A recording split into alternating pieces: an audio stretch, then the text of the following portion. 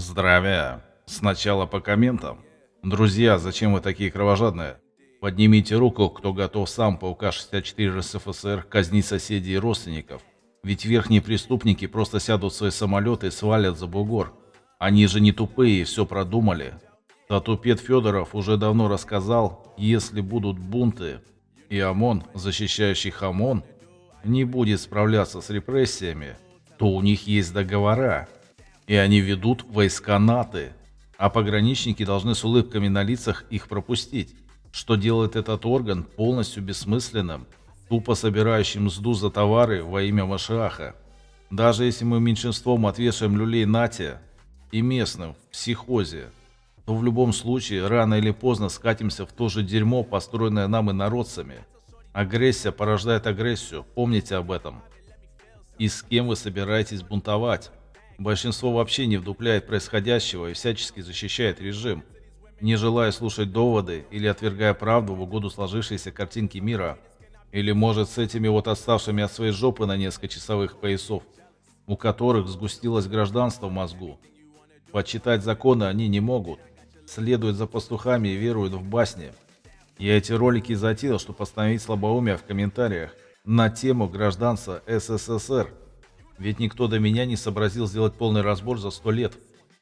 А теперь самое важное, почему все так устроено.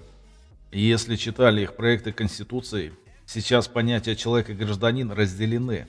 Граждане и чиновники обязаны соблюдать Конституцию и законы.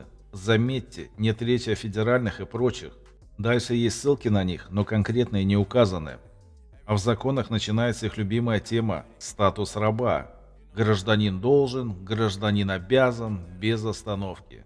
А в советских очень долгое время понятие «человек» вообще отсутствовало. А затем через дефисик появилось «человек-гражданин», то есть «человек-раб». Неужели не догоняете, что это юридическая фикция? Маска, которую сами на себя натягиваете добровольно. В этом и есть смысл. Систему пишут жрецы. Их цель сделать так, чтобы самые верхние чиновники не отгребали кармических последствий, а дурачки снизу все делали сами.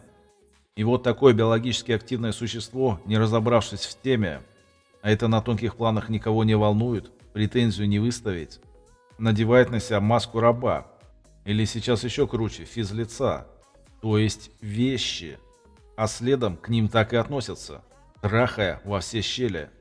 Но оно же тупое и само захотело. Воля соблюдена. Кармических последствий нет, ну или почти нет. Следующая проблема, а что дальше? Не вижу ни у кого четкого плана, что делать.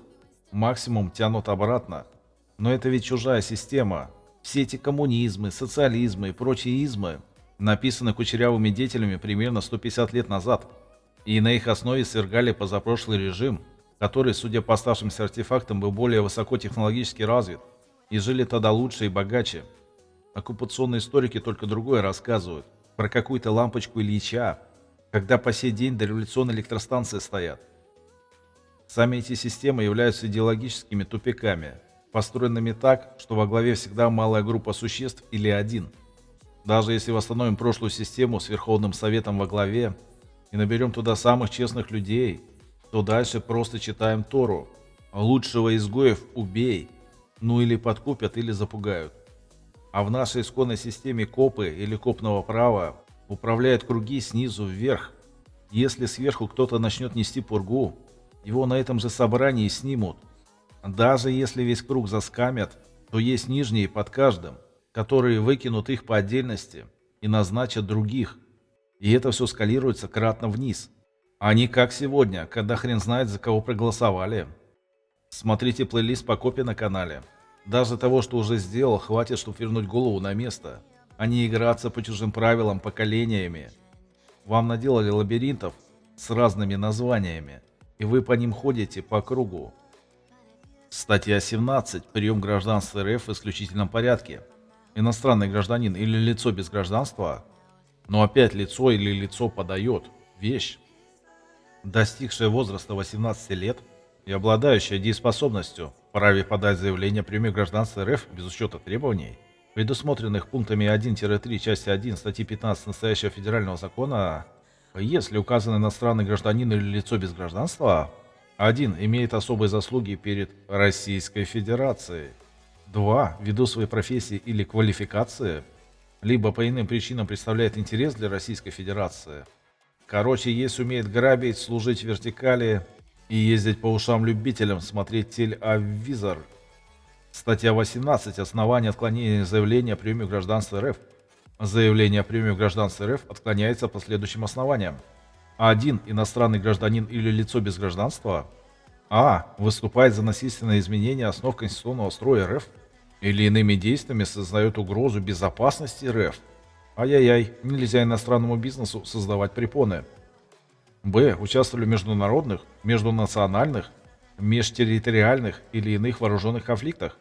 Короче, все, кто сейчас воюет, по статье наемничества проходят, ибо никаких подписанных бумажек нет и объявления войны или военного положения. В. Участвовали в совершении действий, направленных против российского контингента миротворческих сил и препятствующих исполнению им своих функций, или направленных против вооруженных сил Российской Федерации. Ох уж эти функции, лучше бы порядок внутри навели. Во многих мелких городах как будто бомбежка прошла за 30 с чем-то лет оккупации. Причем центр баблом заливает регионы. Тут даже претензию тяжело выставить. Воруют именно местные. Это и есть суть вертикали власти. Им позволяют. Просто почитайте сайт госзакупок по вашему городу и сайт местной администрации. Вся информация доступна. На всякие там озеленения, благоустройство, ремонты школы, больниц и так далее тратятся астрономические суммы. Г. Участвовали в совершении террористических актов, осуществлении экстремистской деятельности или подготовке к совершению таких актов, осуществлению этой деятельности в отношении граждан РФ, представительств РФ в иностранных государствах и при международных организациях, представительств субъектов РФ в иностранных государствах, а также в отношении сотрудников указанных представительств. Им можно в 90-х, нам нельзя. Д. Участвовали в совершении или подготовке к совершению противоправных действий, содержащих хотя бы один из признаков экстремистской деятельности, за осуществление которой законодательством РФ предусмотрена уголовная, административная или гражданско-правовая ответственность, либо иных действий, создающих угрозу национальной безопасности РФ или граждан РФ. Они берегут свою анальную безопасность. И опять про каких-то мифических граждан. Е. Состоят на военной службе, в органах безопасности или правоохранительных органах иностранного государства, если иное не предусмотрено международным договором РФ. Ж. Преследуются в уголовном порядке компетентными органами РФ или компетентными органами иностранных государств за преступления, признаваемые таковыми в соответствии с федеральным законом, а каким почему-то не указано опять. З. Отбывает наказание в виде лишения свободы за действия, преследуемые в соответствии с федеральным законом, и имеют неснятую или непогашенную судимость за совершение на территории РФ или за ее пределами умышленных преступлений, признаваемых таковыми в соответствии с федеральным законом. Ох уж это морское дно.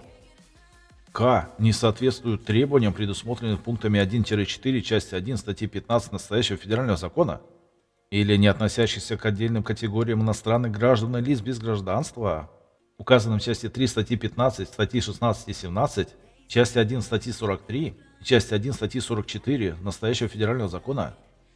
2. Установлен факт предоставления иностранным гражданинам или лицом без гражданства поддельных, подложных или недействительных документов, либо факт сообщения иностранным гражданинам или лицом без гражданства недостоверных сведений. Ой, прекратите. Я сам лично в районе 2000-х в этих очередях стоял. Видел, как за бабки заходили лица без национальности на мерседесах. Наверняка на выкупах заложников заработанными. Вокруг же иностранные коммерческие структуры, извлекающие прибыль. Главное не забывать засылать наверх долю, все будет в порядке. 3. Иностранному гражданину или лицу без гражданства не разрешен въезд в РФ. Пока остановлюсь, следующая статья будет прям очень забавной. Всем добра, здоровья, процветания и денег.